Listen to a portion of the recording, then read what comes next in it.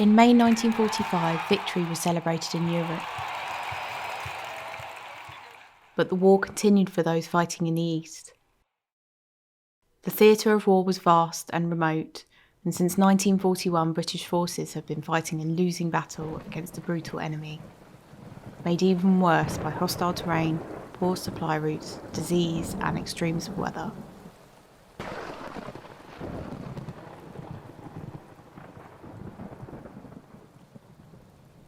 In 1941, the Japanese invaded territories across Asia, many of which at the time were under British, Dutch and American rule.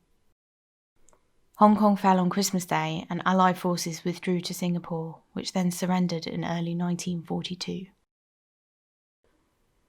Naval forces were effectively pushed out of Southeast Asia, and the remains of the Army and Air Force were chased through Burma to India on a 1,000-mile fighting retreat, the longest in British military history. Between 1942 and 1944, the Commonwealth forces fought a fierce war across Asia. The tide began to turn in 1944 with the battles of Imphal and Kohima, which inflicted heavy losses on the Japanese.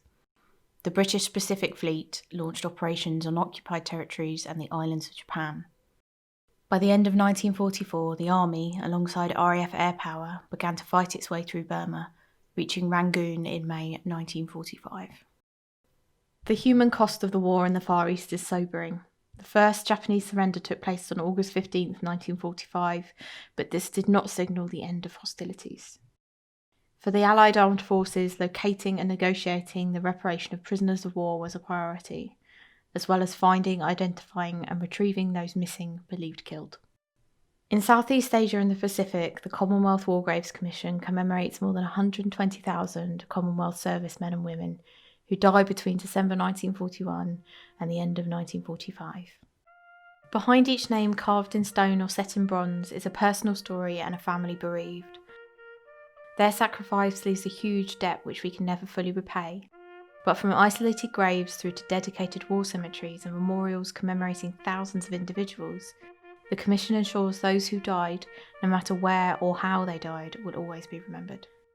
Today, these places of remembrance are better visited than at any other time in their history.